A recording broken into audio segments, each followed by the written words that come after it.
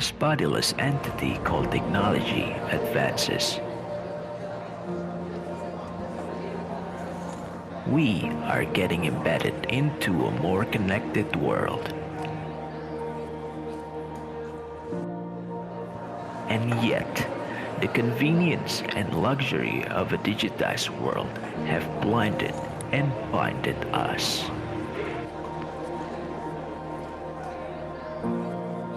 Until we question ourselves. What is the meaning of technology advancement if we cannot utilize it to create seamless collaboration for a better future? 2020 is a tough year. Emergency. The new case confirmed in Boston. And General Motors is saying that it is working around this epidemic here in the state of New York. COVID-19 pandemic, as the unprecedented global challenge, has brought major changes in our lives, leaving us with uncertainty. Despite difficult situation, war still exists. Climate change is accelerating. Hunger and poverty are getting worse. But do you know, when the world is filled with fear and despair, it never loses its great potential to tackle daunting challenges. That is you. You are the hope of the world. You are here with noble purpose to speak your voices and share your views, to collaborate with each other.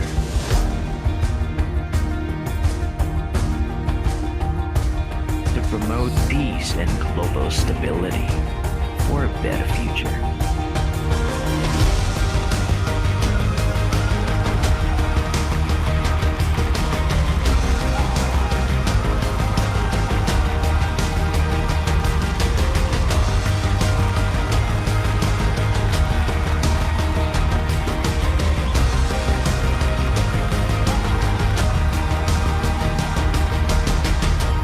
By promoting the spirit of internationalism and maximizing the use of technology, you can bring changes in the world.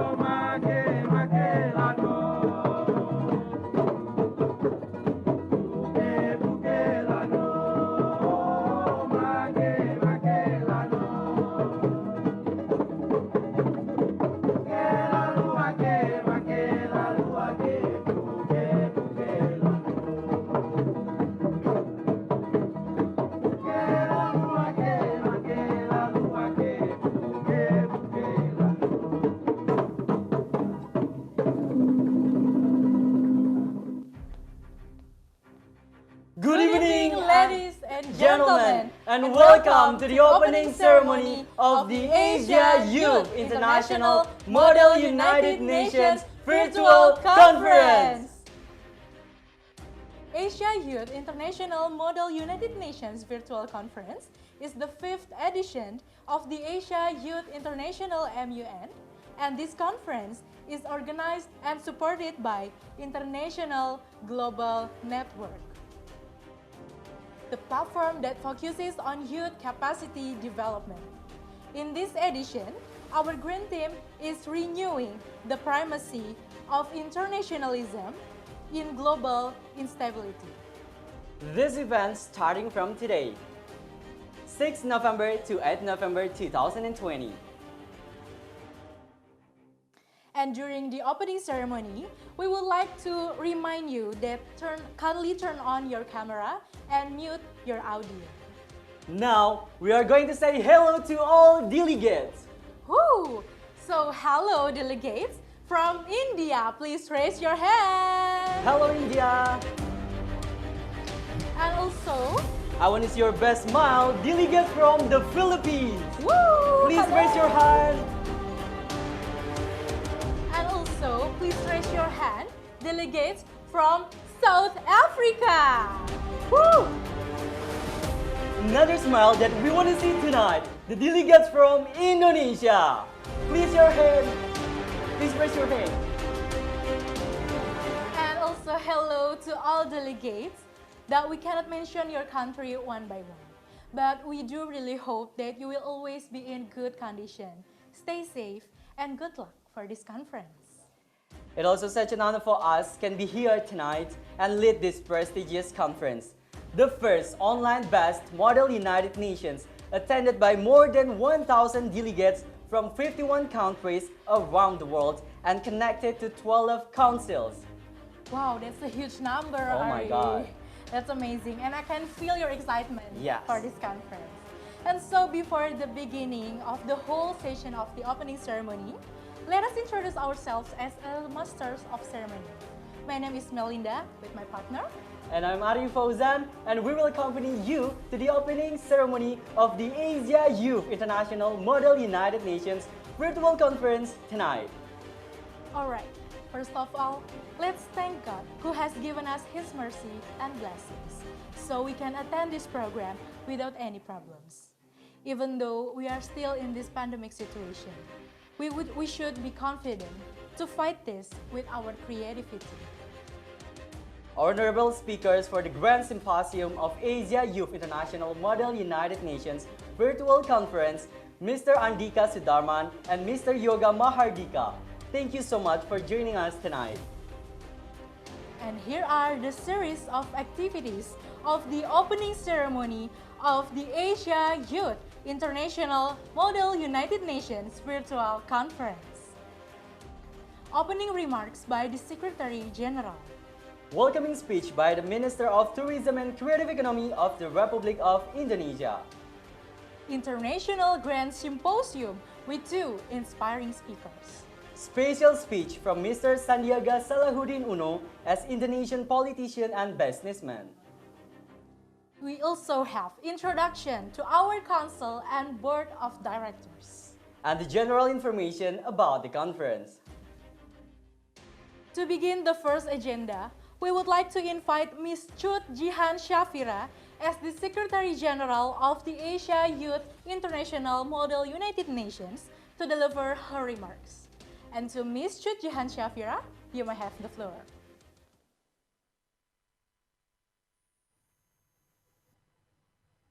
Am I audible? Yes. Yes, sure. Thank you so much. Greetings, ladies and gentlemen, the Honorable Minister of Tourism and Creative Economy of the Republic of Indonesia, Mr. Wishnutama, the Honorable Speakers, Mr. Andika Sudarman and Mr. Yoga Mahardika, the Honorable Chair, Co-Chair, and Rapporteurs, the respective media partners, and all of the audience, and last but not least, distinguished delegate.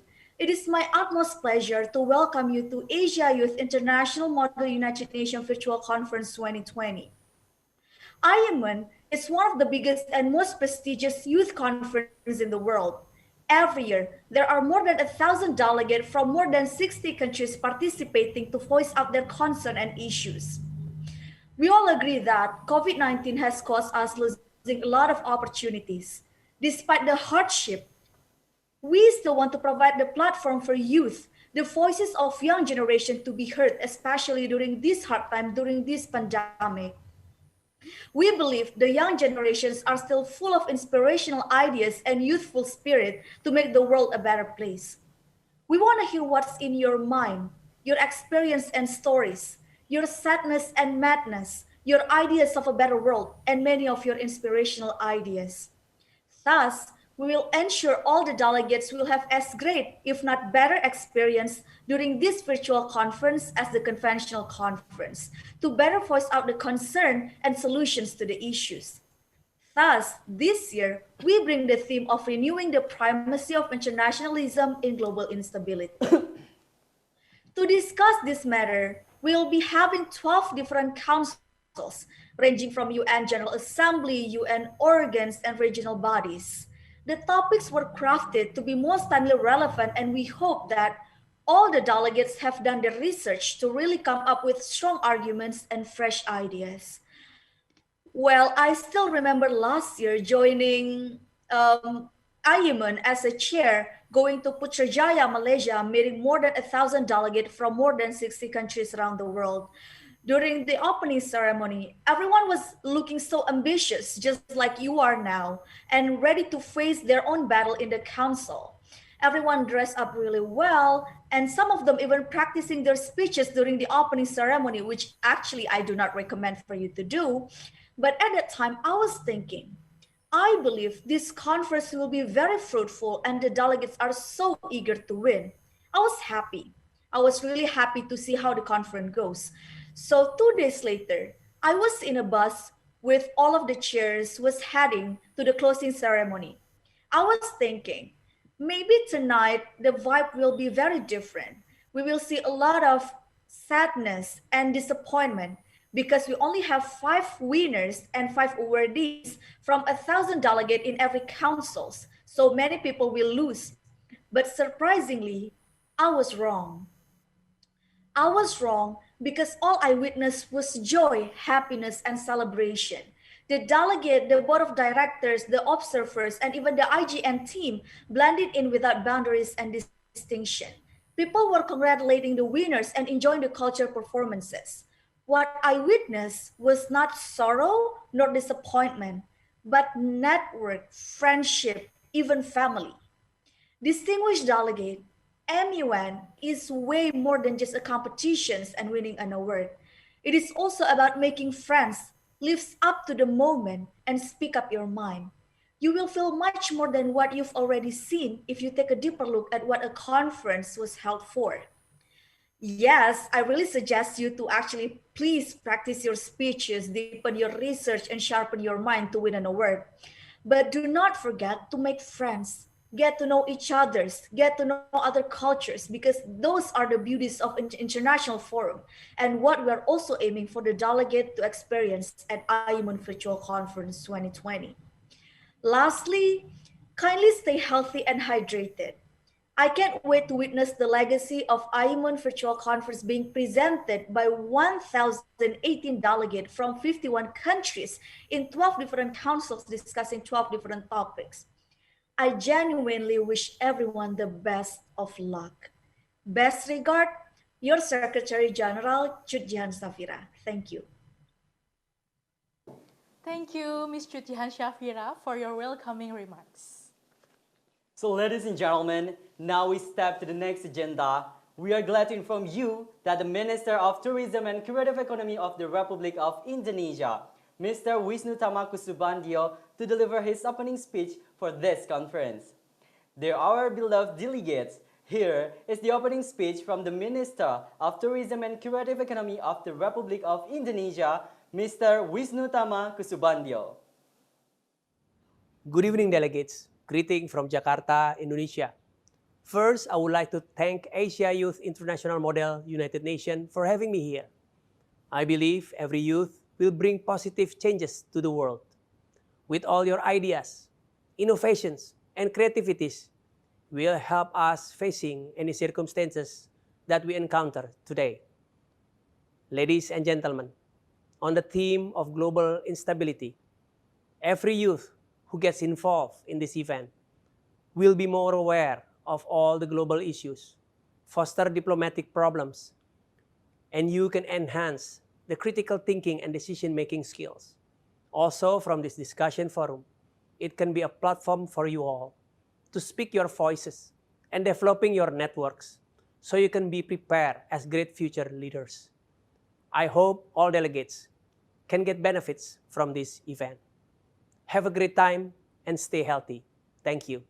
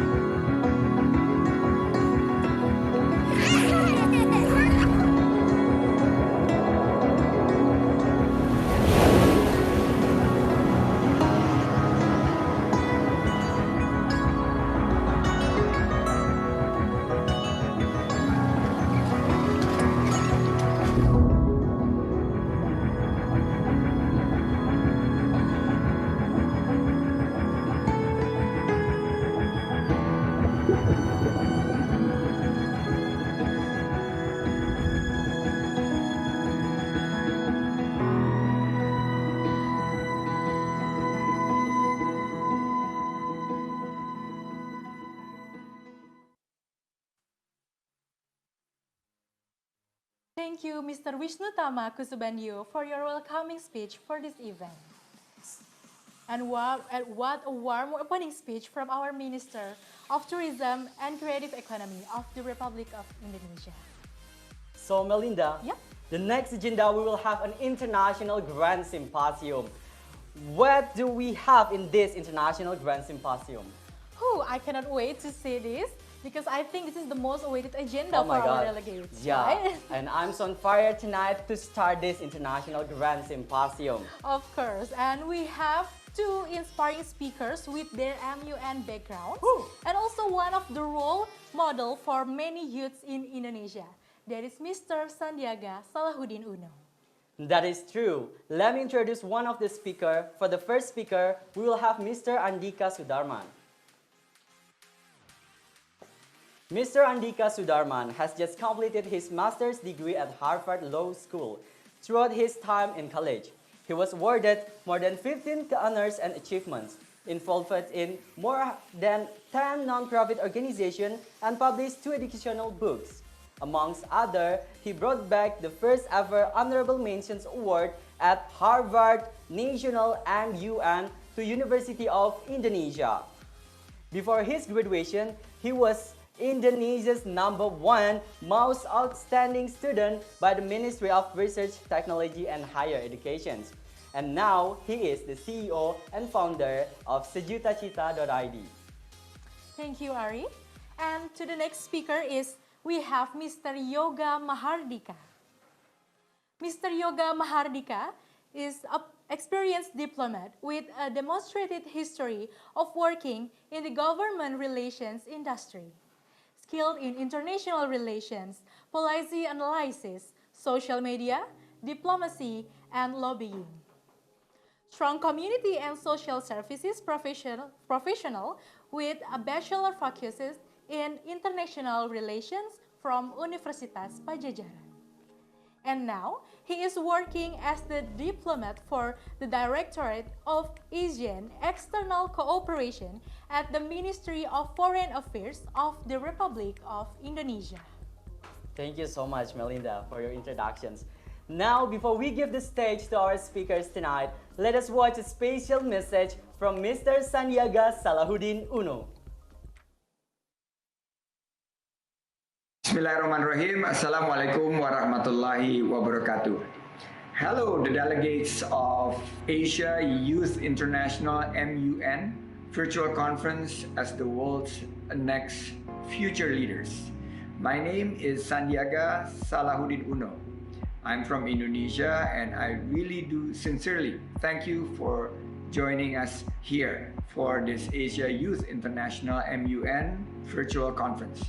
This is indeed a great pleasure for me to be a speaker in front of amazing future leaders. Asia Youth International MUN virtual conference is a virtuous platform for the development of youth soft skills, especially international exposures, diplomacy, and critical thinking to think globally. The future leaders' attendance in this platform should be utilized to develop self-capability during this pandemic. During this pandemic, the global economic growth and unemployment is a big issue.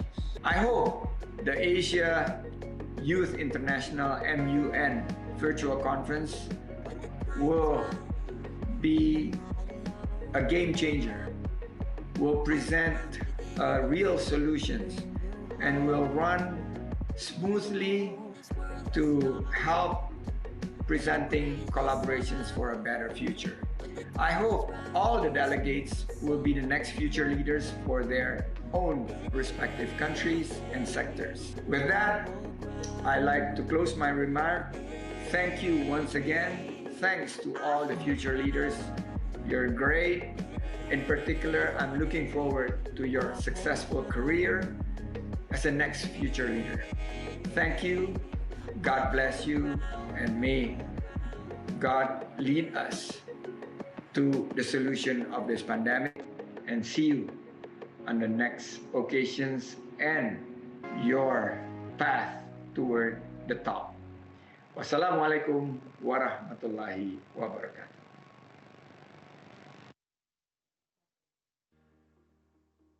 Wow, what a really, really meaningful message from Mr. Sandiaga Salahuddin Uno. We hope at the next conference, he can be with us here on the same stage. So Melinda, Yeah. it's time for us tonight to invite our speakers, Mr. Andika and Mr. Yoga. Hello. Hello, everyone. Mr. Andika and Mr. Yoga. How are you tonight? Hello, good afternoon, delegates. Good evening. Thank you so much for having me here, and also to meet Mr. Andika Sudarman in person. It's a great honor. How about you, Mr. Andika? Hi everyone, it's a pleasure. It's a real pleasure. It's my pleasure meeting Mr. Yoga and everyone here. Have a blast. Yep, I think everyone is excited to Yeah. hear their speech. And to start, are you ready to start this grand symposium, the speakers? Absolutely. Great. All right. We're also excited and so on fire to start this International Grand Symposium. Before we begin, we would like to inform you, all delegates, that during this International Grand Symposium, you can ask the speakers by using the chat box feature on Zoom, and we will read your questions after all the speech has done. And please kindly write your questions on the chat box with your name, nationality, council, and to whom your question is going to. Don't forget for that. And then we will choose the best question to be answered by the speakers. And to begin the Grand Symposium, tonight all the speakers will discuss about the role of youths as a future leader in global instability. So we would like to invite the first speaker, All Mr. right. Andika Sudarman, as the founder and CEO of sejutacita.id. And to Mr. Andika Sudarman, you may have the floor. Hey, wow, this is just a wonderful event. So I've been here for quite some time, since around 6+ a bit. And I really enjoyed the music. So wonderful job for the committee. And this conference is just so professionally managed. So heads up for the committee again. It's a real pleasure to be here again, meeting with thousands of registrants of MUN, AYIMUN. And you know, I'm even feeling nervous right now, you know, speaking through Zoom and having thousands of people here. And so I guess this is just an opening speech, so I will not be very long. What I want to say is that, you know, everyone I'm very glad that you took this opportunity. You have the courage to try this MUN. I know for many of you, this is the first time, but trust me, everything great, you know, it starts from the small, tiny first step. So good luck, everyone.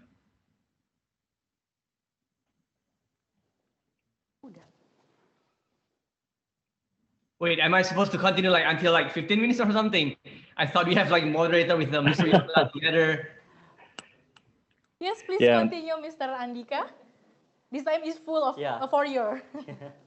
Oh, really? Oh, yeah. So I can speak whatever I want. For how many minutes do I have the time? Yes.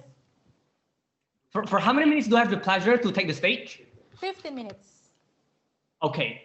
So everyone, I think I'll just start with a story. Sure. You know, I started MUN when I was at the end of my second year, I think, around that time. And it was a very difficult competition in a way, or conference, or whatever you call it, whatever you want to call it, because it is just so complex. There are so many rules, and you have so many readings to do, and there are just so many things that you have to think about. You have to understand the issue, the background, the past solutions, and you have to come up with solutions. And not only that, but we also have to negotiate, have to discuss, and many times have to present what we have on our mind to convince other people to join our block. But one thing that I didn't realize at first was that joining MUN was one of the first activities that changed my life forever. You know, in MUN is just so different from other competitions. Here, you learn about drafting, you learn about speaking, you learn about negotiating. It feels like it is training you to have a full package of skills that will not only be useful for whatever you're doing right now, but it will be a lifelong skill that will bring you to wherever you want to be. You know, everyone, I started when I was, you know, like a long time ago. It has been like 8 years, I think. And at the time, I didn't understand a single thing. And the only thing that kept me moving forward was my willingness to learn. There were many delegates that I look up to. I remember the guy, his name is Andika Bamaputra. He is from Makassar, Hasanuddin University, Universitas Hasanuddin. And in a way, I felt like I was so small and little when compared to him, because he was just so cool. He could like bring cold speeches. He could negotiate very well. He led a block. I mean, he's just the perfect delegate that you can possibly imagine.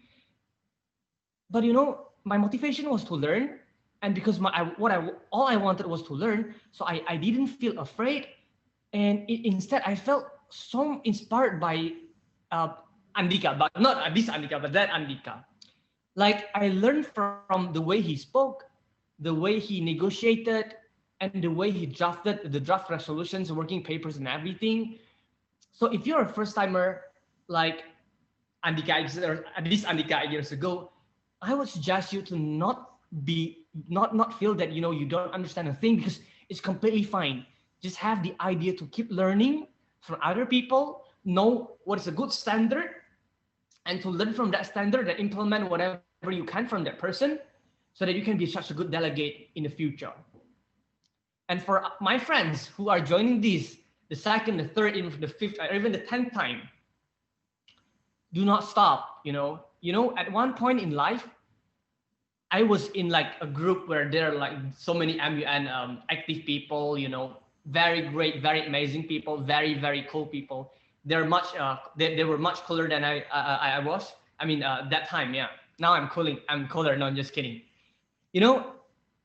And many people talk bad about them. Some people even say, "Oh, why is this guy joining MUN for like 8 times?" And he's basically winning every MUN that he is going to. So, dude, stop getting trophies from other people. You should let other people have the stage.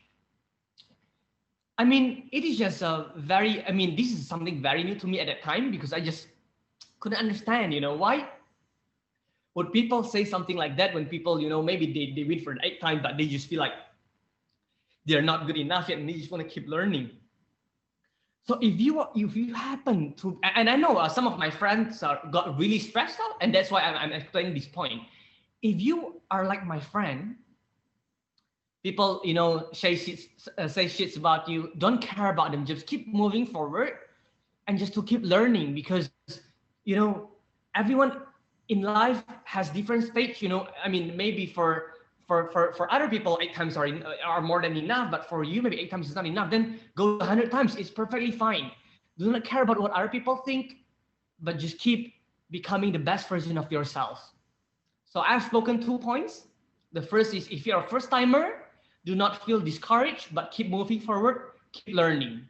The second, if this is your 5, if it's like a 6 or 8 times or 10 times, do not worry. Just keep moving forward. If you are very successful, people are going to talk behind you, even in front of you. Don't worry, just keep moving forward. Now, my third and my final point. If there is anything that I wish I could have done better, do you want to guess what it is? Oh, too bad I cannot, see the faces of everyone, and I can't really have like a real-time communication with everyone. But if there is one thing that I think I could have done better, it was to really make long-lasting friends during my time in MUN. I joined quite a number of MUN myself, and I think I have maybe 80% or 90% of win rate. I think that's around the number, right? So, but I missed one point. There's something that I missed. The thing that I missed was trying to make long-lasting friendship, because I focus too much on the winning, in a good way, of course. But when people blend in, when people go to cafe, for example, when people go to dinners, I just find a few people and just keep drafting, trying to have the better solutions, which in a way it helped me to be where I am today. But I think now that if I were to evaluate my own self back in the past, I would say they are not mutually exclusive, as in you can win MUNs and you can make good friends. And most of the time, it's not even about how good you are at making friends. It's just about shaking people's hands and asking for contacts. I mean, I never asked for people contacts, because in a way I was too busy to think about what I thought I had to think about. But now that I think about it, you are here, 1,000 people. Try to make at least 50 friends. I think are possible. 50 friends is definitely possible.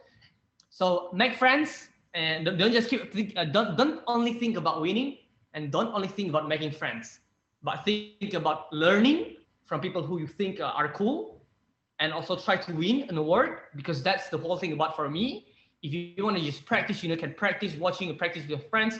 But if you are here, try to win. Try to be the best version of yourself, at least. And third is to make friends, because you will make friends from all over Indonesia, and it's going to be very cool, because people here are most likely very motivated. They want to train themselves. I don't know how many people are positive or negative here. That's not something that I know. But one thing for sure is you don't really need to care about whether people are positive or negative. If you are positive, the law of attraction. If you're positive, you vibe with people who are positive. So I wish everyone a very good time. I don't know if I will speak again, but I hope I will, after listening to what Mr. Yoga has to say. Who knows, he reminds me of something that, happened back a long time ago. But, I really love MUN, because I think many of my skill sets were trained or polished during my time in MUN. And do not let this be your do not let this be your last MUN. I hope there's going to be one time when I can be a chair, whatever MUN that is. If I'm invited here, that would be very nice. Otherwise, I hope I can meet you guys again, meet you girls again as well.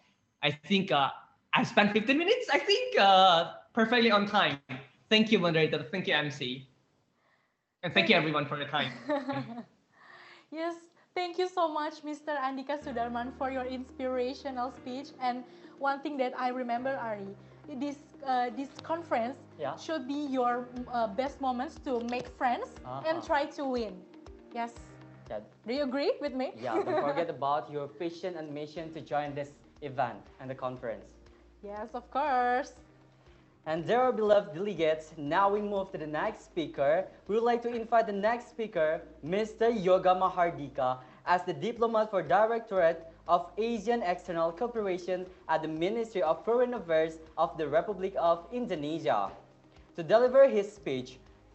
So Mr. Yoga Mahardika, the stage is yours. Thank you so much, moderator and MC, and thank you so much also for the committee that's been creating this new platform. This is, I think we don't have this back in our time. I mean, Mr. Andika, you would agree with me in this sense. I mean, this is a new thing. This is a new adaptive way for people to still keep on progressing during these challenging times. I'm not really sure what to talk about today, but I prepared some presentation. If you could possibly put it up.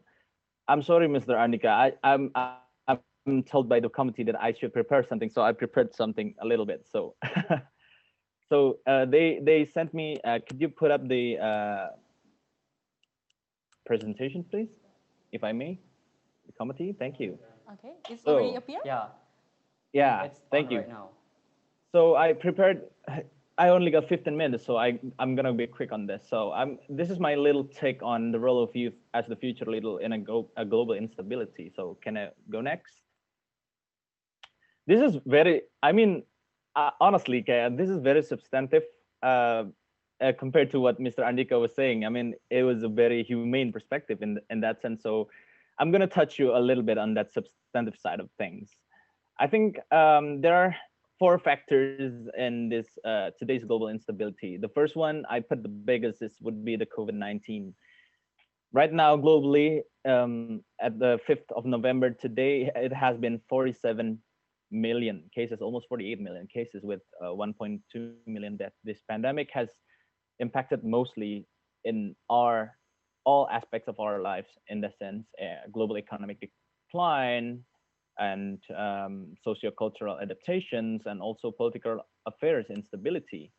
I put there, I would emphasize now on the socio-cultural adaptation, which is the social distancing, which is, if you think about it, we wouldn't have a normal concert anytime soon, you know, concerts, even MUNs, normal MUNs where you gather with a lot of people. It would be a very fun time. Me being an extrovert, it's killing me inside in some ways, because I cannot meet my friends as often. I probably just on a minimal amount in this sense, with all the restrictions, and also will travel and transportation, digital transformation, as I said before. This international global network has done a very commendable job in this sense, to create a platform for youth to still contribute and develop themselves through MUNs. I think that's a very good, commendable work that has been done by AGN. And to forward, there's a global decline of well-being, in a sense, not only economic well-being, but also livelihoods and also mental well-being. Next. So they say this was a lockdown generation. I could say, from my personal experience, my sister just graduated from the Naval Architecture of the Institut Teknologi 10 November, which is the ITS, one of the universities that sends delegates to the Harvard National MUN.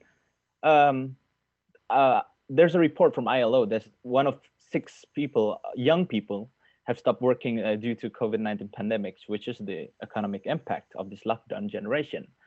One of 6 people also has been affected with anxiety and depression, while mental well-being are amongst the lowest in the younger group, which is age 18 and 20 until 24. I assume a lot of you is in that age group. Me myself, I'm 26, so I'm at the 18-29 age group, which is not too far, if I may. And also on education progress, there's studies and education, 4 out of 5 youth has been interrupted in their education process, including the closure of formal and informal education institution, and also the freedom of movement, accessing information, impairment, and the right to practice religious belief, 1 out of 3 youth. Next, please. In the sense, I map a little. I created this in a quick way because currently I'm handling an ASEAN summit next week. So wish me all the best of luck in this sense. But I saw the challenges of youth in the global instability. The first is always the digital transformation. In the sense, it gives a slight advantage for us being a digital native generation, which from day one, probably you guys age 20 and under, you already experience electronics and gadgets from early days of your life. And in the sense, digital transformations occurred to the role of youth in education, unavoidable impairing to education, information and development. In the sense, for those who are living in rural areas, they have to learn through digital classrooms, which sometimes are not always available in their area, and it hampers the progress of youth in this sense. And also economic hindrances. I see that most of you has been in college days, but afterwards, what are you going to do? You're going to get a job, you're going to do something you like. But so the challenge for youth today is the accessibility and availability of jobs. COVID-19 has shut down the economic worse than everything the world has ever seen before in modern days. Minus 4.4% on average global contraction. So it's quite a lot from the ones I read from the IMF World Economic Outlook. And also the impaired freedom of movement for, I could say 2020 has gone by just like that. Many things happen, but I don't know, I'm expecting 2021 to be better in some sense, so we could have that vacation we always wanted for the whole year. And access to public affairs. I mean, in this day and age, with the limitations that has COVID has put on all aspects of our lives, the policy making process involving youth has been minimal, I could say. And this includes climate changes issues and SDGs and social issues, being one of them is mental awareness. Next, please. So I would say by investing in youth, you could invest in the future in this sense. That's why I believe in the voice of youth. By right now you joining the MUN, I believe you are on the right track. You could sharpen your mind, as the MC stated earlier before. Mr. Andika said that it could affect all aspects of your life. If you join MUN, you could sharpen your skill, you could develop yourselves to be better, see wide ranges of perspective. By investing in youth, because I believe that youth is the voice of change and the voice of conscience. In a world that's very saturated on, I'm not saying I'm a generationalist, if that makes sense, but I believe Gen Y and Gen Z has a more awareness towards social issues and mental well-being, also the state of the environment itself, as we are going to be the leaders of that earth that we bore right now. And investing in the future is also establishing a platform for a sustainable future. And am I up? Is it 15 minutes already? Can I have the last slide, please? The ones why you should join MUN, the ones afterwards, I think. Next. I think the last one, second to last, I think. You see, yeah. So in the sense of how MUN could be impactful for youth development, in the sense, I would say it would develop your critical thinking. as I said earlier, it could expand your perspectives by talking with a lot of people, gaining their knowledge, and you create a strategic thinking. As Mr. Andika said before, you have to think about the draft, you have to think about negotiating, you have to connect with people, you have to empower your ideas, and so on and so forth. And of course, the self-development aspect. The number two is the ones most impacting me in this sense, the platform to connect with the global audience and delegates. Funny thing, I joined Harvard National MUN back in 2017. And right now I still have a group of friends called the Boston Bromance, which is people from Singapore, which is my friend Johan, and then my friends from Peru, Jose Carlos Brito, and then my friend from Guatemala, Yannick Castagne, and then my friend from Netherlands, which is Martijn van Iwarden. And to connect with these people and get to know, I think that's what Mr. Andika is saying, connect with a lot of people. And MUN is really a great platform to make friends, and genuine networking is what makes a network last. And the last one is empowering ideas, harnessing the creativity of youth to deliver impactful and implementable resolution. Youth has so many ideas, and even wild things that I could say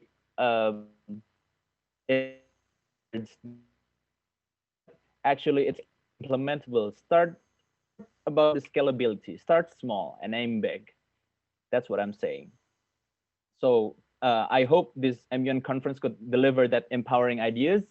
And next, the last slide, I think, if I'm not mistaken, be the voice of change and be the voice of future. I think that'll be all. MC, I hope I deliver, Mr. Andika, in some sense.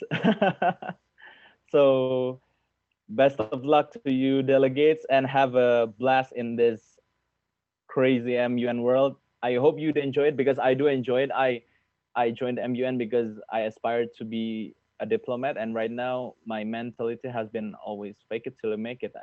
At least you commit yourself towards the cause that you love, and then fight for the cause that you love, and then you'll end up not working at all. Thank you so much.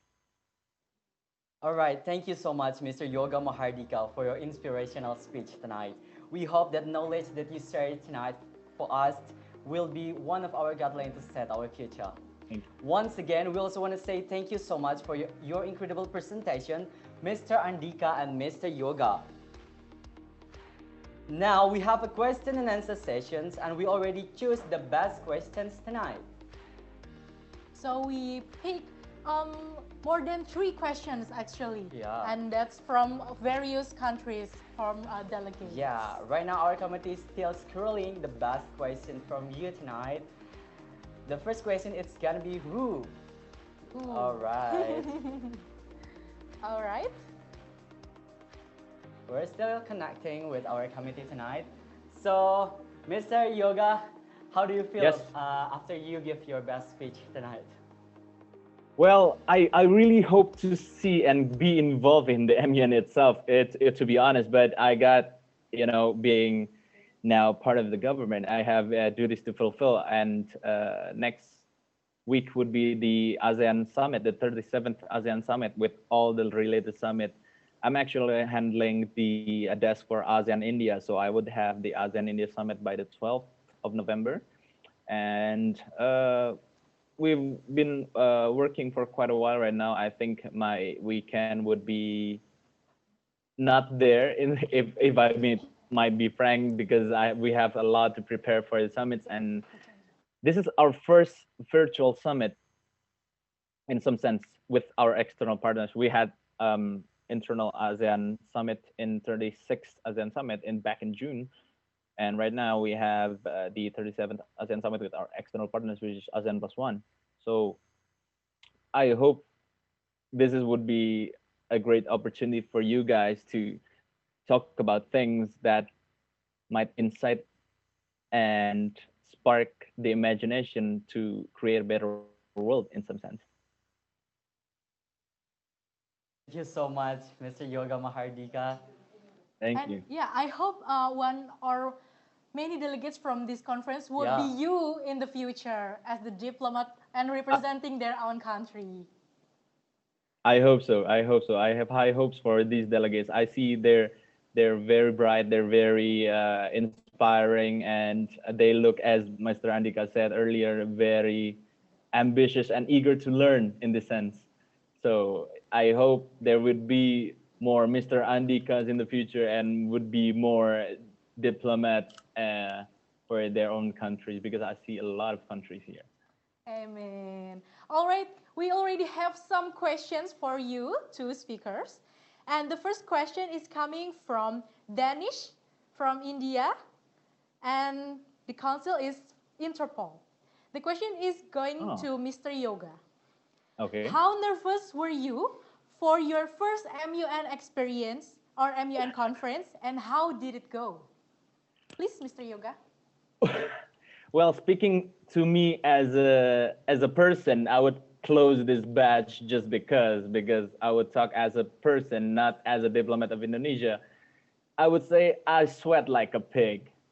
I'm telling you, it's very crazy. It's very nerve-wracking at that sense. You don't know what to expect. You've been given the topic, you've been given the study guide, you've been given the karmas. You basically don't know what to do. You just sometimes with MUN you just go head on, jump to the water first, and then experience and learn along the way. I think that's the best tip that I could give you. But my first MUN, it's very nerve-wracking. I would tell you that. But I win an award. I don't know how.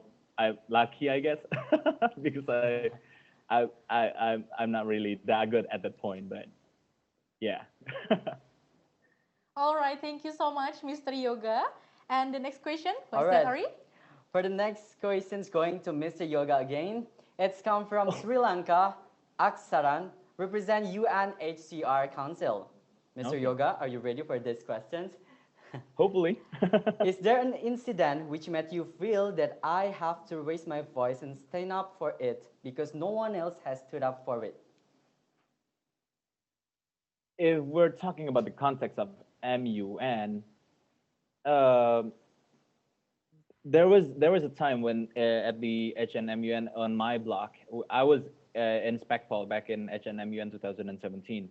There was a time where we met a deadlock, and no one is addressing it, and no one is, we are in a very highly egoistic point, I would say, at that time. And for me to act to bridge the connection between the two blocks, I successfully converged those two blocks into a mega block that represents almost 120 countries at the point.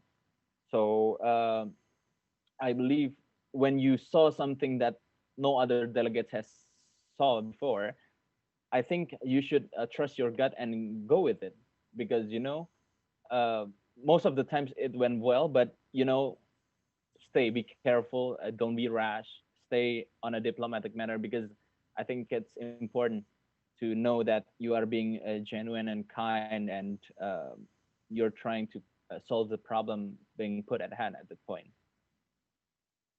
All right, thank you so much, Mr. Yoga Mahardika. I love your answer, like trust your gut and go with it. It's a very incredible message for our beloved delegates tonight. So for the next question, Melinda will say it. All right, we have one question from delegates from Philippines. Oh, Hello, wow. Philippines. This is coming from DJ from the Council UNHCR. The question is, I'm sorry, the question is going to Mr. Yoga again, okay? All right. All right, the question is, how critical is MUN in re-establishing the authoritarian nature most national leaders have imposed in their respective countries? Did you get the question? Okay, understood. All right. So basically what MUN does to the youth itself is it creates a platform for you to be impactful in the future. In this sense, MUN prepares you for things of the unknown in the future. And I would say MUN is a good training ground to do that, because when you are at the position to do that, you already know what to do. because you train for it, because you prepared for it. In that sense, it's actually the world leaders right now is being driven by youth. Talking frank, that most governments in the world are being run by our level. I mean, my level, the working groups. We conduct the meetings, we conduct everything, and the world leaders only knew the final answer would be: is it a yes or a no? In that sense, the power of youth has a lot of potential. So when before you have the position to do impactful things, start with yourself. And MUN is a great platform to do it, if I must say. Okay, thank you so much, Mr. Yoga. Jump to the next question, Ari. All right, the next question is come from Indonesia, representing Maldives in WHO Council. It's come from Alfian Sylvia. Hello, Alfian. So this question is going to Mr. Andika. Mr. Andika, I am Sylvia. I want to ask Mr. Andika, what do you think about Pancasila can be one of the bases in our steps to become a global leader? Wow, talking about Pancasila. Yeah. All right, Mr. Andika, go ahead. Wow, very, very difficult question. Very, very difficult question. So, Pancasila basically means that, Pancasila basically means nothing unless you see the 5 meanings behind, right? And those 5 meanings, the 5 clauses, each of them is just so unique that in a way, it does not necessarily take any strong stance from one or another block. Not necessarily true for all, for sure. Mm-hmm. For example, the first one, you're taking a huge step. You're making a stance that you believe that there's one and true God. But if the question is whether it could be one of the steps to becoming a global leader, I think the most relevant way to put this is that how Pancasila could be relevant in encouraging and also pushing the youth forward in a country through the belief of Pancasila, bridging not the students only, but the youth of a country to push forward, to move forward, to become global leaders. And following what Mr. Yoga said just now, that at one point in time, you will be a global leader. Whatever you do, as long as you go into the government, for example, you will be the global leaders. Like Mr. Yoga is a global leader now. He's setting up meetings, he's doing his work, he's drafting resolutions, for example, and he's just conducting meeting and also doing tangible jobs that push forward the political interests of a country, in a sense, Indonesia. So that's how that's a way to look at it. And if you look at it from a micro perspective, but if you want to take a look at it from a macro perspective, I love Pancasila, I love Indonesia, but I think it's very difficult because what you're doing is basically asking, for example, people who do not believe in God, for example, a country who do not trust in God, the country system, and tell them, hey, you should join Indonesia's Pancasila and trust in God. So basically, I think that's just a bit of a far stretch.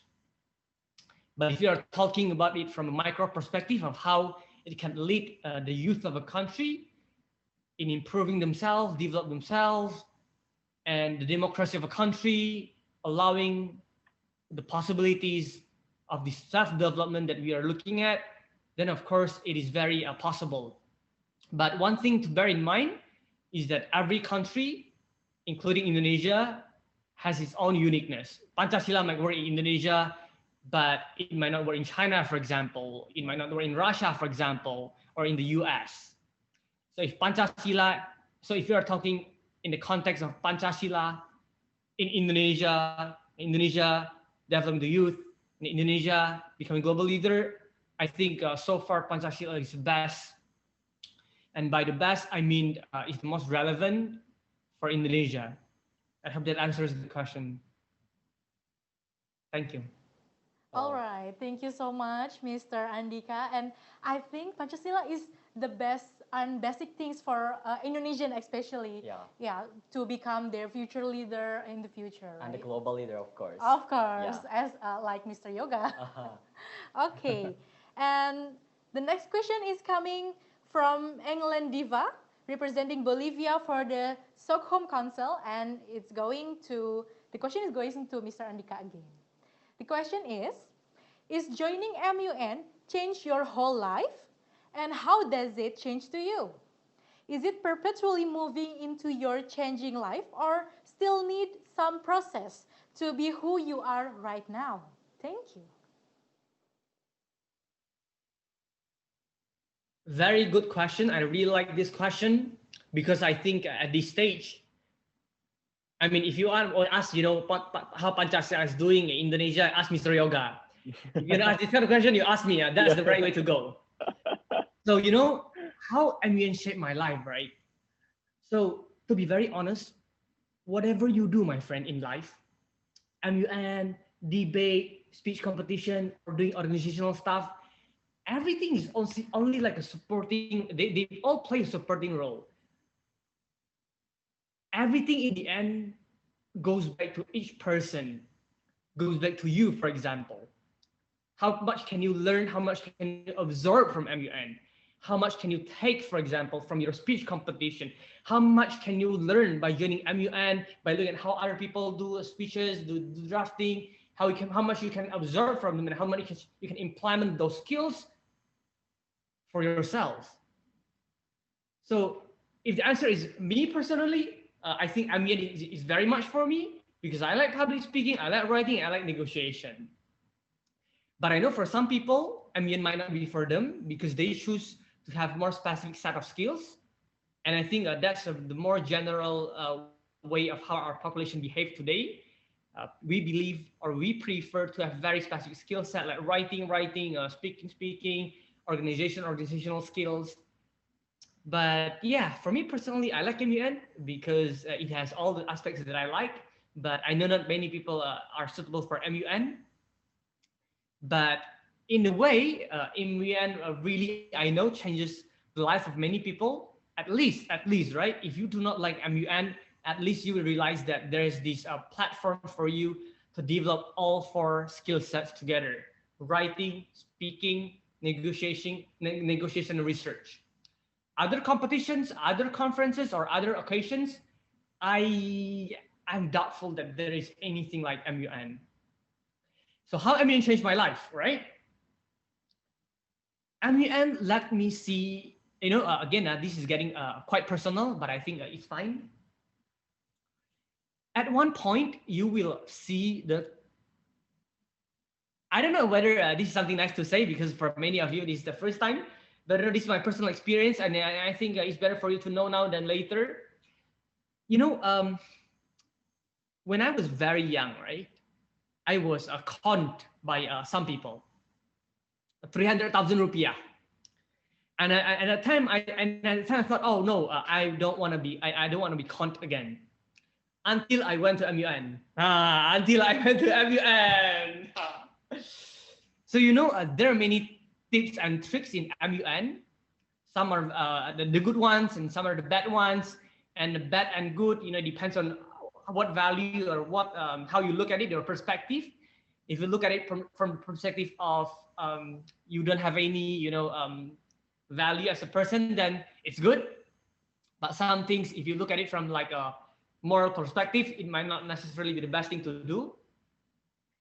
And now that I come to this, I have to remind everyone about one very important note about MUN. Some people, when they're in a very tight spot, and if that tight spot would decide whether someone will win everything or lose everything, at that point, the real colors of people come out. So every day, we can be the nice, smiling guy, funny, kind, and looking sincere and nature, everything. But it is at those very specific time, that when people are in the very tight spot, the true colors will reveal. And you don't never remember, if there's anything that you can take away from this night session, is that never let your short-term interest discount your long-term credential. Let me repeat that, okay? Do not let your short-term interest to discount your long-term credibility. What I mean is, there are many people who at very critical time to win, they can do many not nice things. So don't do that, because after that, people remember. People remember. And why is this important? Why is this important, right? For example, I met someone. He's very cool, very nice, a real leader, very good in all aspects.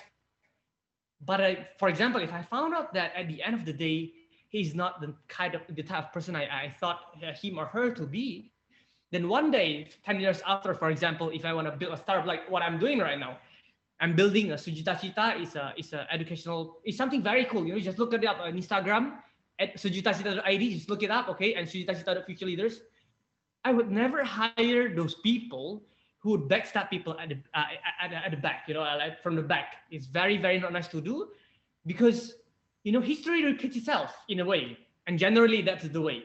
So if they can choose to backstab for competition, what do you think they will do when they hold my company data, which is a lot of data, meaning a lot of value involved?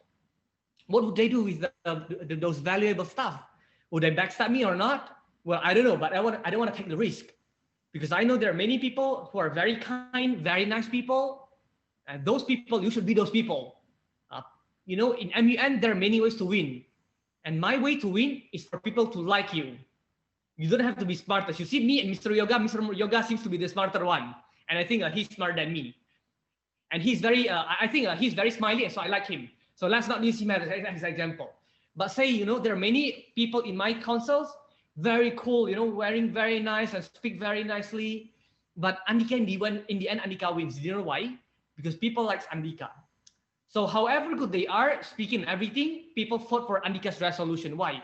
Because they believe Andika will not backstab them. Because they believe whatever they trust Andika with, Andika is a responsible guy. I would not, for this I backstab you, for this I backstab you. No, I wouldn't do that. Because people know whatever I do, my good name, nama baik Andika, or in the way, I don't know how to say it in English, how to say it, Mr. Yoga, nama baik. Probably it's the credential that you entered earlier, Your credential. So I make sure that, my credential, my reputation is upheld. Thank you. I know I'm zoom out, so it means the end of session for me. Thank you. Can I have some things I would follow up on that? It's very interesting, because I agree totally with it. In that sense, I mean, if someone does anything that is, immoral in some ways, and for a competition, imagine what things that they could do in real life. In that sense, Mr. Andika delivered a very strong word, in a sense: be kind to others, be genuine with others, because at that very pressure point, true colors of people indeed will show, and people will remember you for the next MUN. Let's say, okay, I would not trust him again because, he fucked up the last time around. I mean, he stabbed me from the back. So I think people will remember. I think it's a very good message. And I totally agree with Mr. Andika on that note. So smile and wave, boys.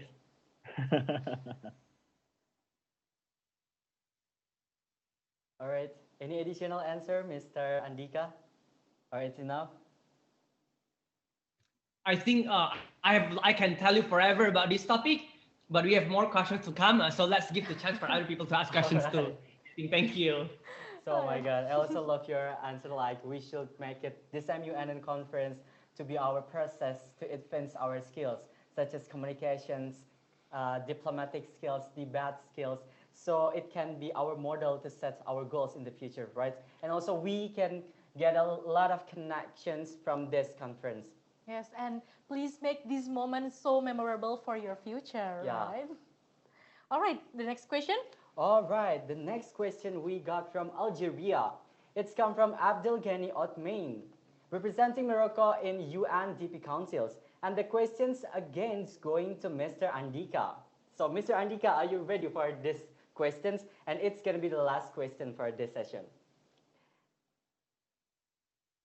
So, Mr. Andika, are you ready? I mean, can I say I'm not ready? Let's go. You're so ready for this question. So, how can individuals engage in sustainability politics and practice sustainability leaderships? Sorry, can you repeat the question again? I think it's very complex. I have to make sure that I really understand it. All right, I will read it slowly. Thank you. You know, I'm not that smart. I have to really pay attention. I'm serious, huh? All right, all right. So the question is, how can individuals engage in sustainability politics and practice sustainability leaderships? So you got it? Okay, a very tough question. You know, maybe I've attended more than a few hundreds of conferences or seminars combined.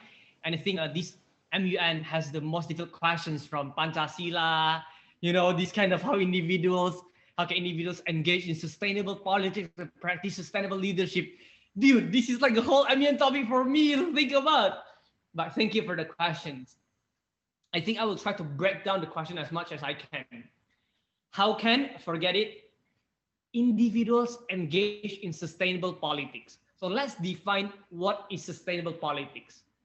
For me, sustainable politics, in the general, I will break it into the general sense and the MUN. Generally, sustainable politics for me means that the politics where you do not discount or you do not discredit our current ecosystem and environment just for the sake of the short-term benefit. For example, you do not split our country, you do not split a country's citizens into two different blocks where they want to eat each other. So we don't do that. That's called unsustainable politics because you're dividing the country. Now, how can individuals engage in such sustainable politics? And for me, that is by voicing out what you think is right. And not only that, but you must also voice out when you see there are wrong things. If you come from Indonesia, or let's say the US, for example, right now, they're very split apart, the left and the right, the D and the R. And I just don't think that is sustainable, because even though you have a winner, the country split apart. No one is happy in the end. Now, if that happens in our country, whether you come from the Philippines, India, Indonesia, Sri Lanka, Colombia, or wherever you are from, make sure that this does not happen in our country. Make the political environment very healthy. That's, I think, how individuals can engage in sustainable politics in the general way. Next part is how can individuals engage in sustainable politics in the MUN perspective. So sustainable politics in MUN for me is to make sure two things. First is your own reputation, and the second is the whole environment in the room. I will go to the second one first. You know, in some MUN, people are backstabbing each other, and they do not only backstab people, but they backstab people. What I mean is by, you know, there are like 10 people, 1 to 10. I tell number one that number two is saying bad things about number one. I tell the number two is saying bad things about, you know, 1 to 2, 2 to 1, and then 3 to 4, 4 to 3, and then you just mix everything up, and then you become like, you know, like everyone thinks that you are the one who cares about most people because you tell them that people talk behind their back. When people do that, that is very not sustainable because you are ruining the whole mood of the conference. You become not positive anymore, and you are ruining the mood. You are ruining the competition. You are ruining the spirit. So how do we make sure that this does not happen? I think that is by having the communication. You know, whenever I heard people talk shit about me, I would confront that person. Hey, bro, how are you? I heard from this person that you are talking shit about me. Is that true? What problems do you have of me? Let's talk it out, right? So if you do something like this, at the end of the day, we will know who's the bad guy, who's the one that is making everyone hating each other. Now, moving to the first point about how to engage in sustainable politics in terms of our credential as a person. I think I have talked about it a bit in my previous talk, and that is by not doing anything stupid. In a way, by stupid, I mean that anything that discount your long-term credential just for, you know, some short-term benefit. Now, let's move on to the second part of the question, which is individuals engage individuals practice sustainable leadership. Again, let's break down and define what is sustainable leadership. So Ted, let me drink first. Wow. I mean, everyone agrees this is a very difficult question. I mean, I must take my time, right? So individuals practice sustainable leadership. Leadership, everyone knows what is leadership. But sustainable leadership, again, for me, is when you make sure that the team I'm not going to go back to the, these 4 boxes. I think in a way, politics and leadership are very similar. It's just, how you implement your leadership in the politics. So what I'm going to say now is about how you can practice your leadership and implement leadership in whatever you do, including when you're in politics or when you're in MUN. For me, leadership and sustainable leadership is all about caring other people and treat others like how you want to be treated. If you don't want people to talk shit about you, if you want people to treat you nicely, you treat people nicely. You don't talk shit about people. And when you heard people talk shit about other people, you confront them. Hey, I don't think that's healthy. You should be more aware. You should be more aware of what you are talking, because you are reading the conference of the mood. And say there's some. It only takes one person to do that for the whole conference to realize that there is some people who have the bad ill. And if you do something like this, in a way, you are not only helping the conference, but you are helping yourself, because people that will then know that you are a nice guy, they know you are a nice girl, they know you are a nice person. So for me, sustainable leadership is about how you bring yourself to ensure that all the team, all the environment, or wherever you are in, are comfortable, are positive, and reach the goal that you want to reach in the most positive sense. And you have to know that, talking like Andika is very easy. Now I'm talking to thousands of you. Andika, it's very easy. I'm pouring water, I'm drinking, I'm chatting with my friends, so it's very easy. But every one of you are in a very tight spot now. Not tomorrow, but now. Because now you're already thinking, oh, this is something new. I have to learn. I don't want to look stupid. If you're a pro, I have to win this. I've won 3 times. I don't want to lose this time. I'm going to look stupid. I don't want people to look down on me because I've won 3 times. What if I lose to this newbie, for example?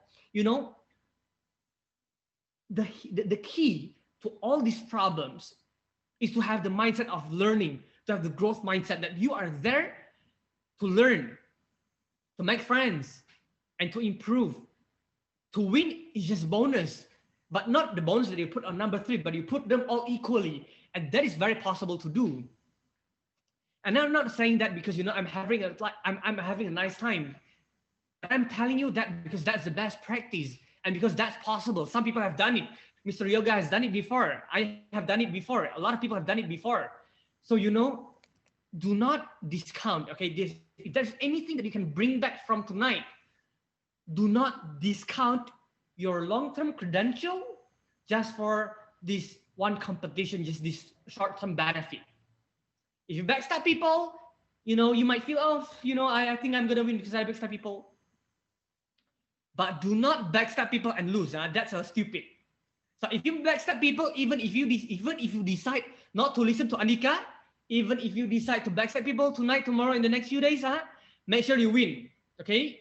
Don't backstab people and you lose. That's called stupid square stupid times 2. Okay? Do not do something like that. So first, do not backstab people. And if you backstab people, don't lose. Because then you are going to lose. Udah jatuh ditipan sama mobil gitu kan. Okay, thank you very much for your time. I really love these questions. Oh my God, thank you so much, Mr. Andika, for your incredible answers tonight. I believe that you are so on fire for this question and answer sessions. Yes, And I think delegates have started their God. debate session. Yeah, they are ready, of course.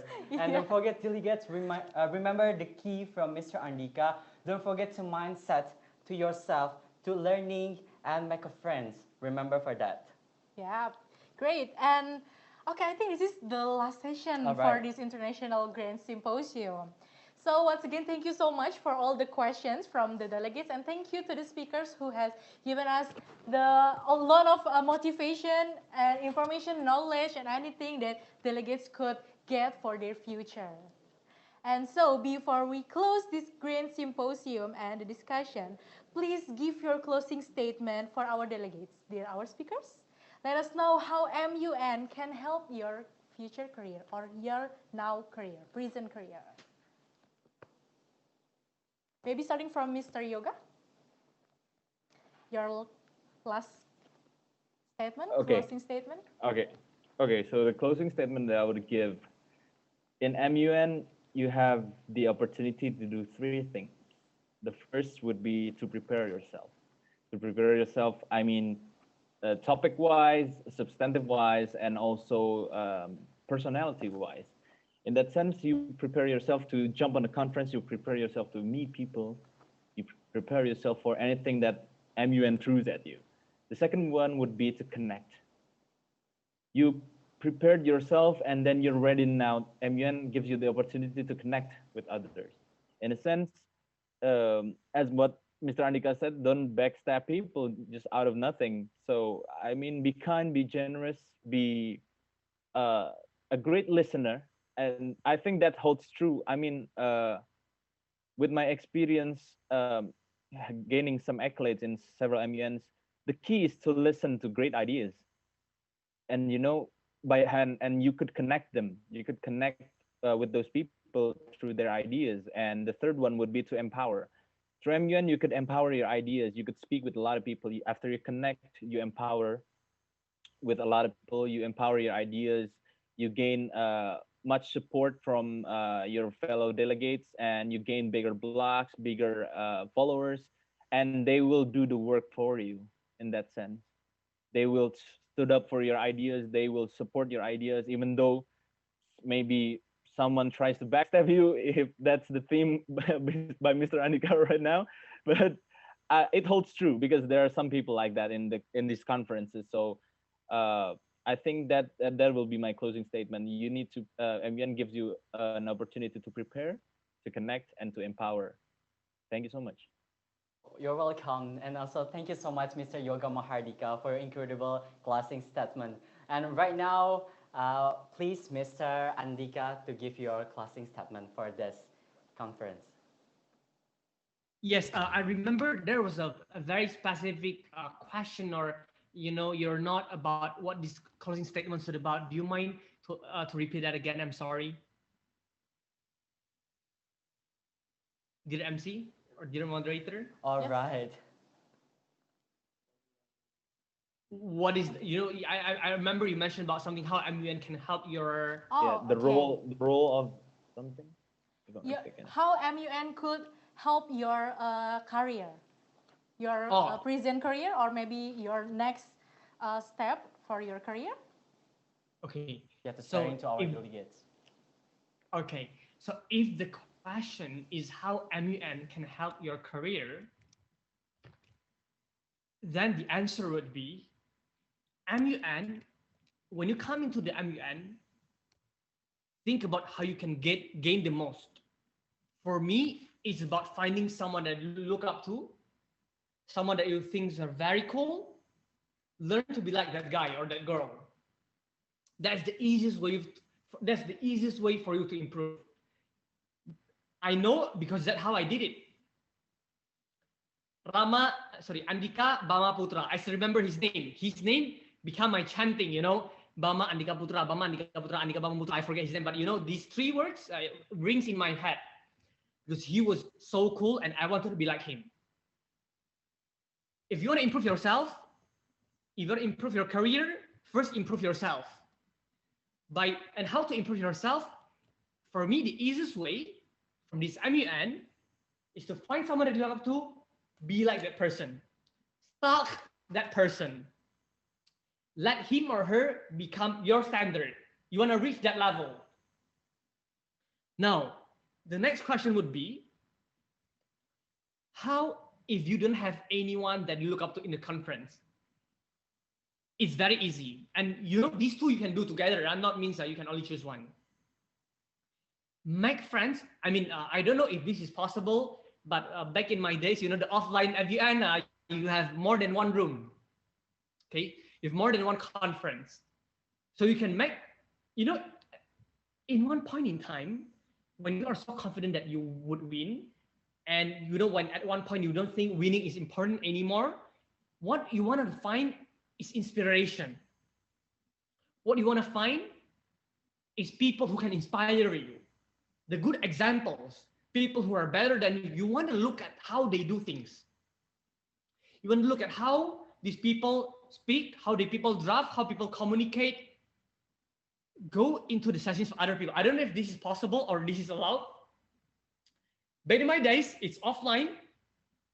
You can go into people's room and you can look at other people, how they present their stuff. Now, that is to answer this part, but I have my own thing that I want to tell everyone. You know, if you believe in luck, it's good, because I believe in luck too. But if you happen to believe in something called hard work, then it's even better, because I really believe in hard work. If you have worked very, very hard, and if you do not win, it's going to be fine.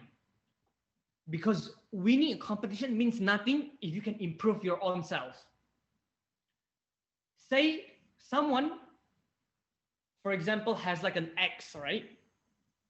People focus on cutting the tree. But, you know, I mean, a lot of people must have heard about this, but people usually don't really, you know, like really absorb the true essence of what that means.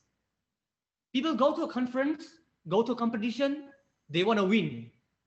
They want to cut down the trees.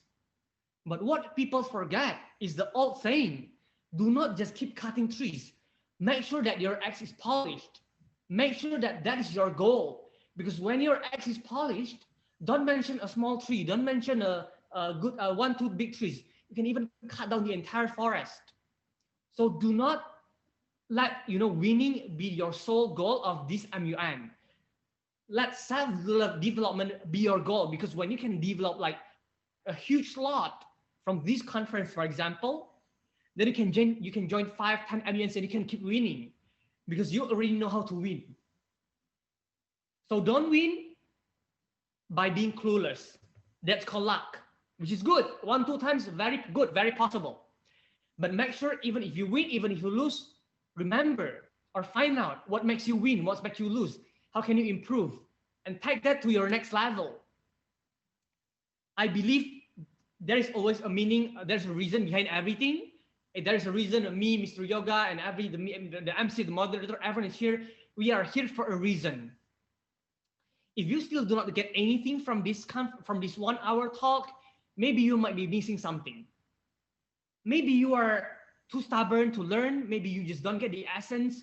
But everything aside, I'm very proud because you are spending time to watch this session, because that means that you really want to improve. So thank you very much for your time. Keep in touch if possible at all. Otherwise, I wish you all the best. All the best. Become the best version of yourself. Don't think about for other people, but for yourself. Thank you. All right, thank you so much, Mr. Andika Sudarman. And I think we need to improve ourselves to be a great leader in the future. You can see from your idol, maybe, yeah? Yeah. And then be someone that can be brave to face your future. And then don't forget, maybe you have a bit or more of luck in the future that you don't know if you meet someone. All right, once again, thank you so much for all the speakers. And then we have a special video from our speaker to you, our beloved delegates. Mr. Yoga is open for e-learning class with International Global Network. For those of you who are really interested in Model United Nations. In his class, he will teach you how to be an expert in Model United Nations. Here you go. Right now, I am a diplomat for the Republic of Indonesia. I've been negotiating in many committee sessions, not only in the UN, but also in ASEAN. And what I get from the Model United Nations is the cornerstones of what you could be. If you are aspiring to be a diplomat, then fake it till you make it. Model United Nations is really trying to simulate what the United Nations does in real life. There are several policies that have been adapted by Model United Nations across the world. The first would be the pre-writing policy. The second would be the plagiarism policy. Delegates would communicate using notes, that is, being passed through other delegates with pagers.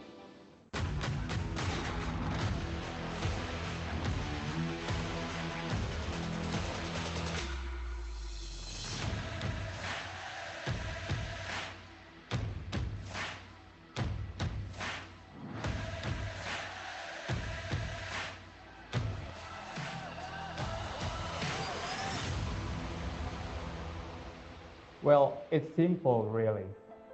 All you have to do to start MUN is start now and start small. What you need to do is first conduct your research and also practice your public speaking. It boosts your confidence if you could deliver your points clearly across the floor.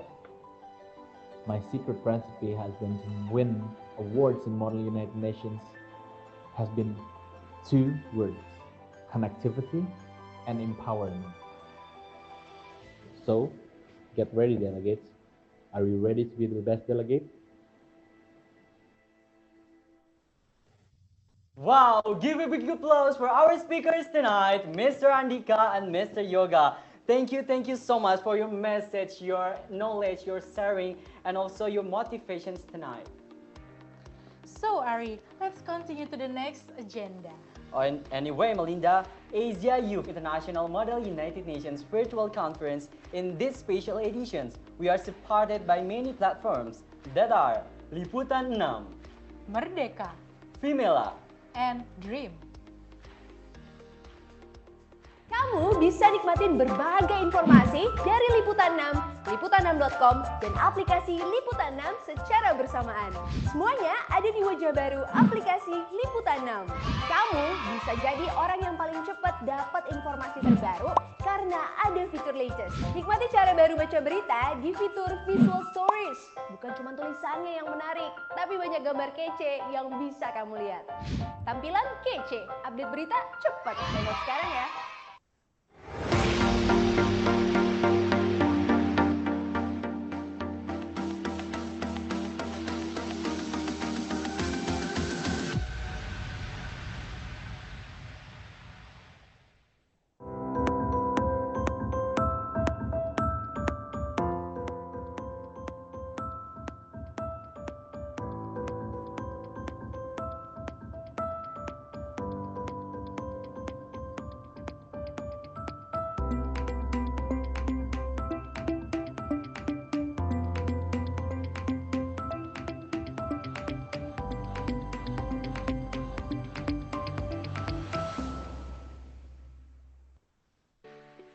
So, there are beloved delegates.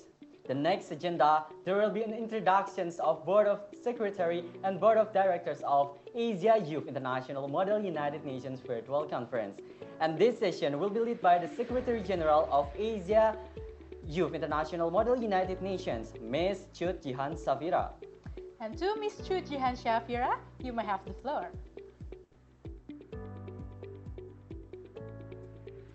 Thank you so much for both of the Master of Ceremony. Welcome. Welcome, Miss. Okay, so now it's my turn to actually introduce you to some of the most amazing people that I can find in MUN circuits to guide you through all the councils, throughout the committee sessions, and throughout the meetings.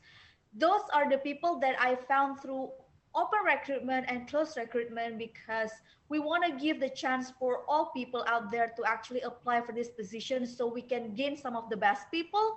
On the other hand, we also try to close recruit some people because we believe those people are some of the best people we can find in MUN circuits. So those people are the one who prepared the study guides for you, are the one who prepared the materials for you. And if you also take a look at the groups in the WhatsApp, those are the people who keeps on answering your questions, giving you full of understandings regarding how MUN works and also how position paper should be written. So without further ado, let's just proceed to the introduction. Can we have the presentation? Can we have the PowerPoint, please? Right. So for the first council, we will start by having the board of directors for Union for Mediterranean, or UFM. For UFM, we will be having the discussions regarding financing and investing for water sustainability. And these are the lineup of the board of directors. So for the chair, we have Jeremy C. Jun Hang. He is from Singapore. For the co-chair, we have Michelle Aldin Yao, and she's from Indonesia but residing in Singapore. And for the rapporteur, we have Nicole Charlin. She's the rapporteur from Indonesia. For the next councils, we have WHO, or World Health Organization. For World Health Organization, we will be discussing global public health emergency in response to coronavirus outbreak. And these are the lineup of the board of directors. The board of directors, here we have Caroline Agustin Atmojo as the chair or the director. And then we have Muhammad Ibrahim Khan as the co-chair from Pakistan. And then we have Joel from Philippines as the rapporteur. Next, we have the councils of the International Criminal Police Organization. For Interpol, we will be discussing addressing the emerging rivalries in technologies, cybersecurity, and artificial intelligence, a very timely relevant topic. And these are the lineup of the board of directors.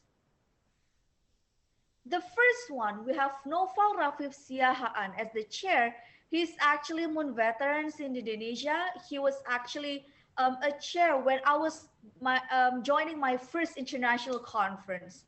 And then for the co-chair, we have Fikri Abirawaris Tiselo as a co-chair. He's also from Indonesia. He's also a MUN veterans. And then for the rapporteur, we have Prudence Komolontang.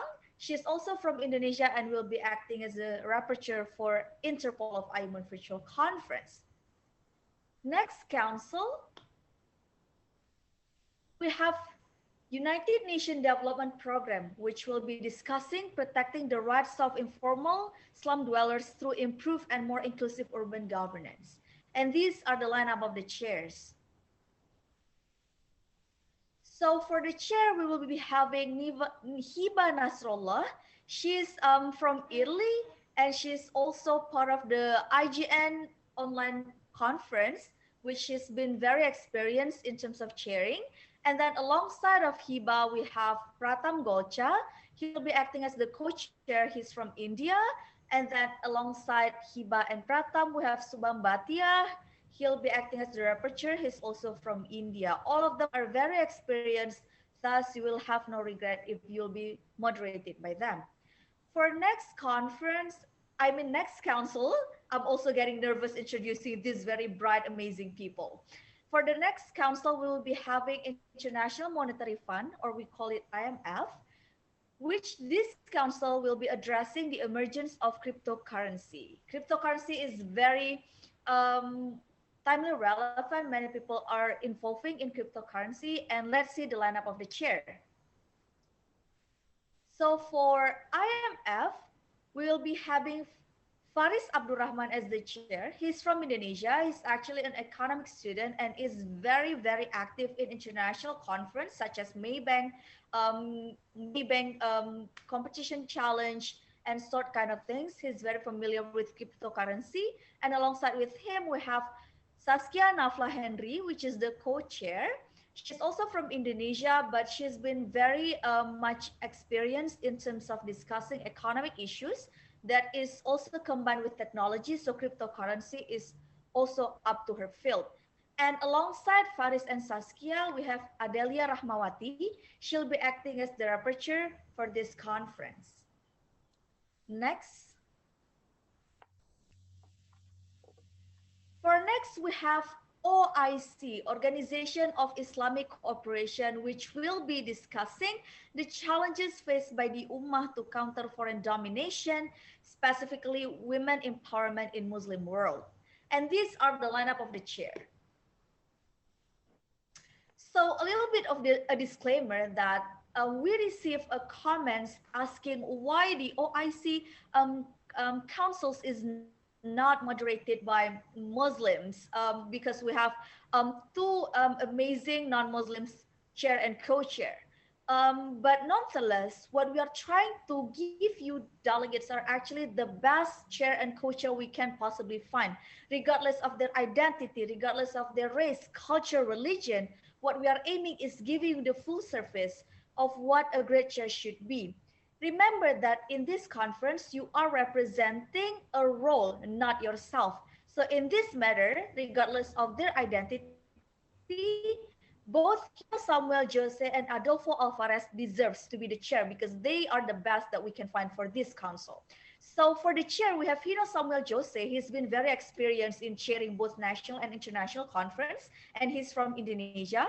Alongside Jose, we will be having Adolfo Alvarez as the co-chair. He's from USA, he's American, and then he has been involving in several online conferences, so he'll be very familiar with online platform conference.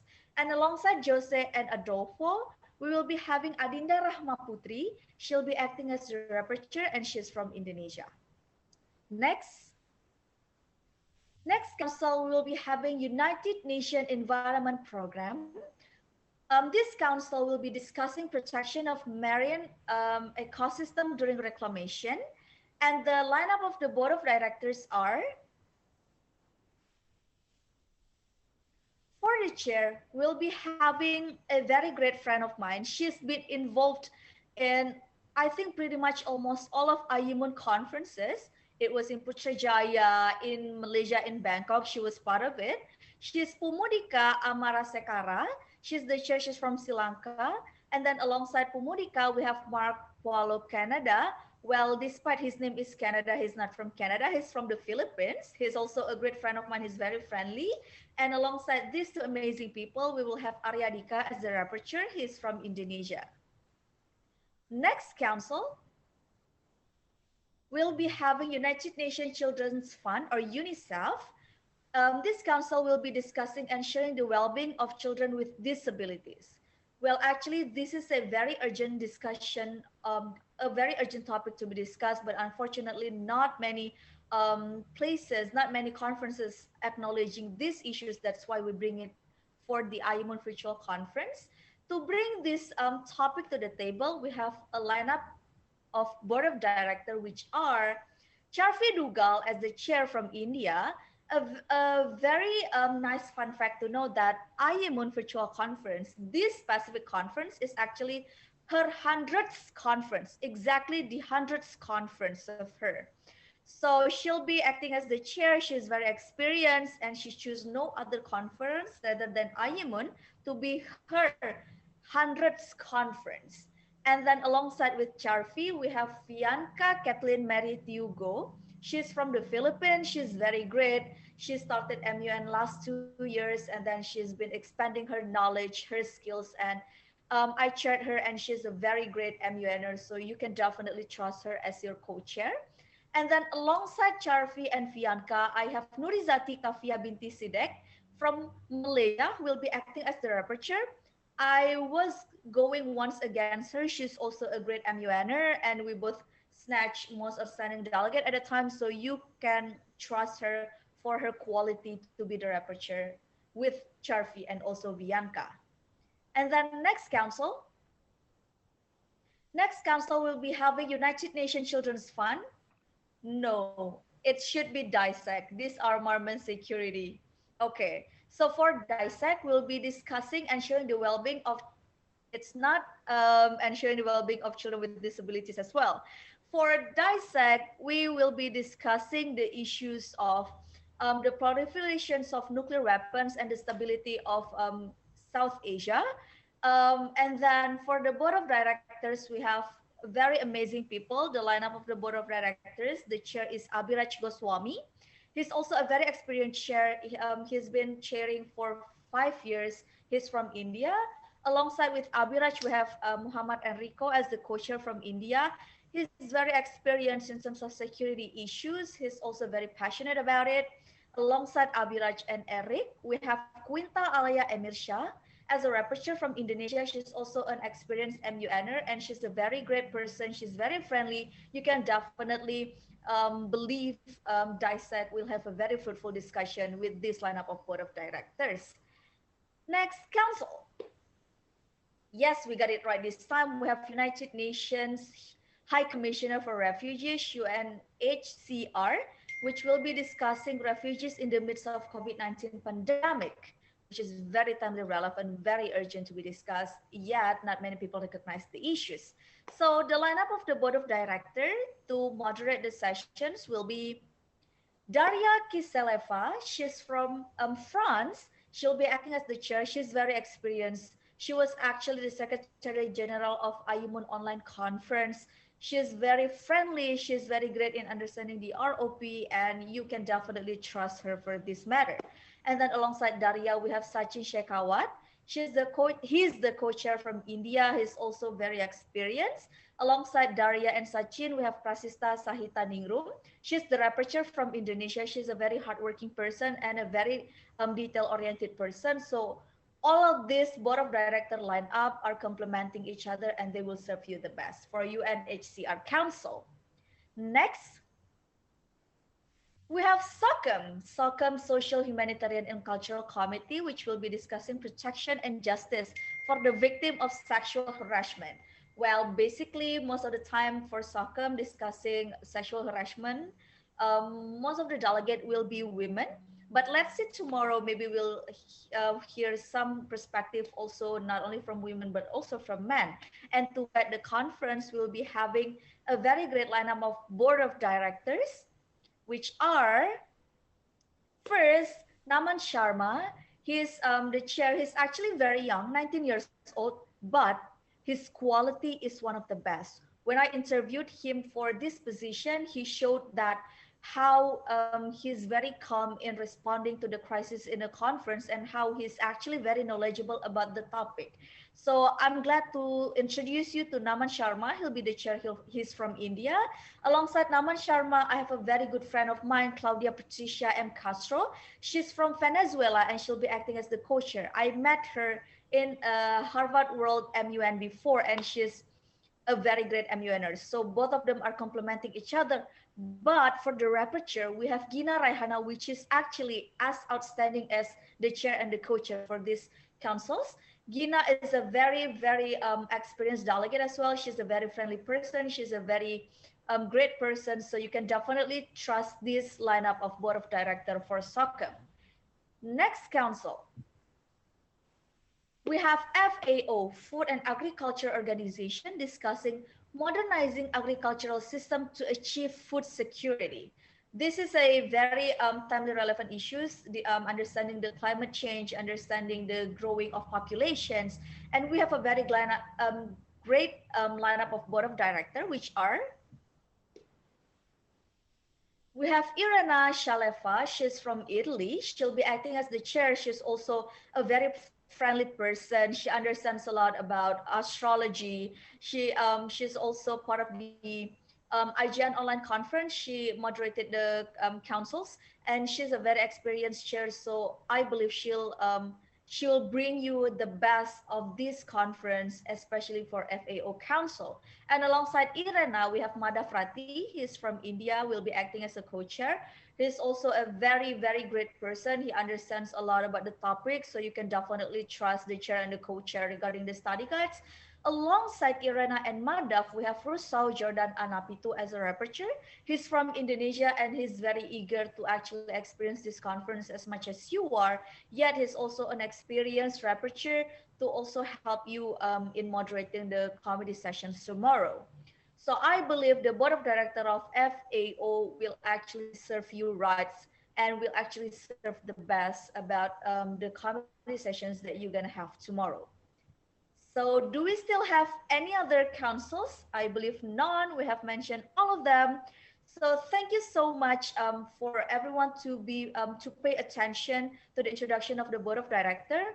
And I would give a little suggestions that maybe tonight you want to take a look on their profiles in Google to see what are their studying backgrounds, to really understanding what are their educational backgrounds, so you understand the depth of the discussions that they are expecting for you tomorrow to bring. So for example, if you find the board of directors are actually studying a specific measure that is related to the council's topic, so it means you have to really study deeper, because those people really knows the topic that you're going to discuss tomorrow.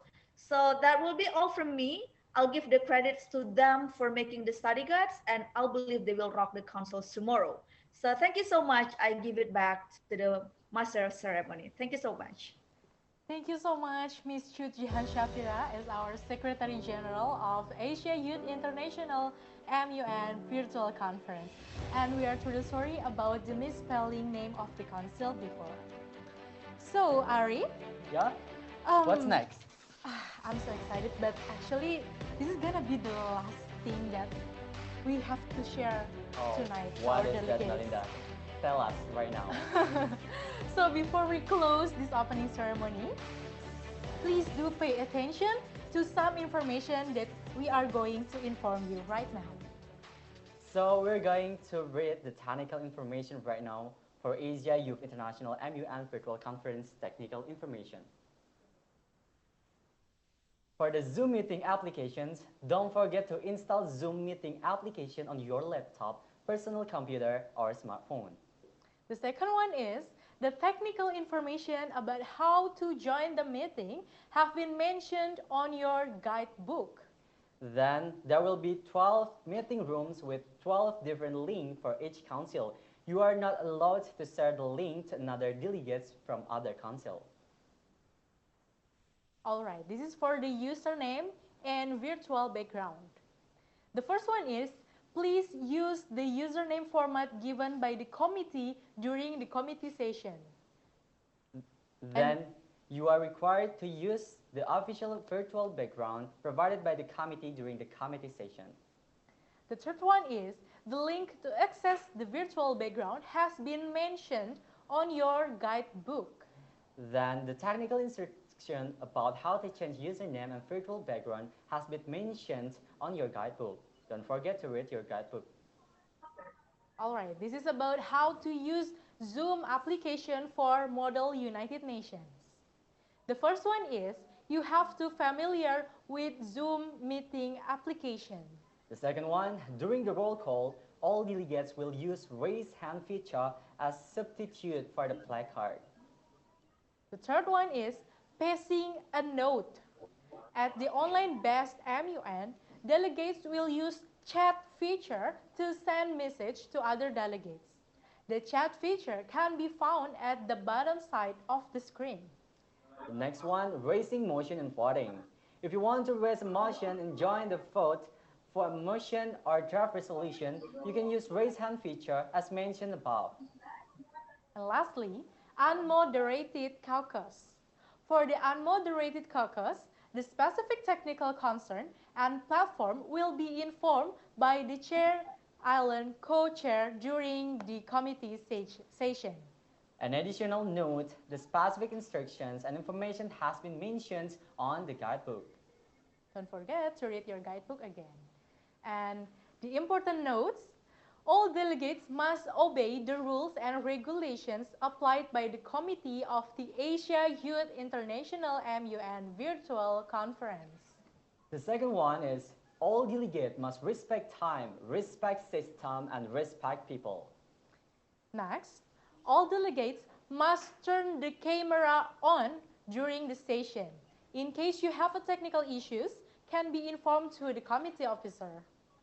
The next one is, please highly note the time zone differences between the time zone applied by the committee and your own time zone. Next, being late when joining the opening and closing ceremony will make you lose the opportunity to take part in the session. The next one is, being late when joining the committee session will make you miss the MUN 101 and roll call. And last is, during the session, you will have time to speak when the host or admin or chair and co-chair allow you to speak. All right, that's all from us. I think the thing is you have to read again the guidebook that the committee has given to you. So you won't miss anything about the committee session tomorrow. That's true.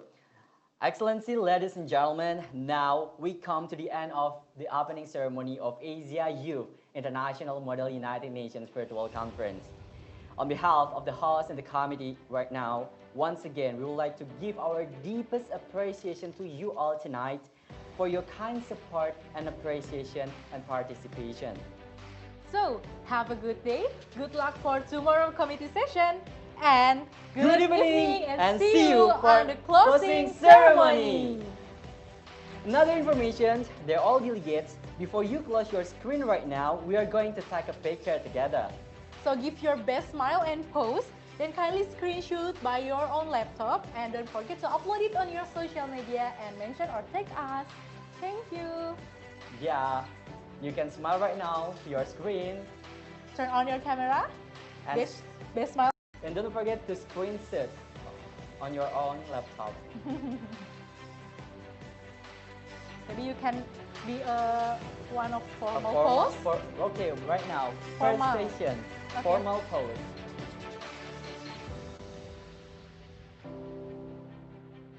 Okay, formal pose again, yeah? Okay. 3, 2, 1. I find it by myself. Okay. The second one with it. Okay. Okay, the last one, freestyle. Give your incredible pose to camera. All right, everyone. Thank you so much. Good luck for tomorrow. Have a good night and see you on the closing ceremony.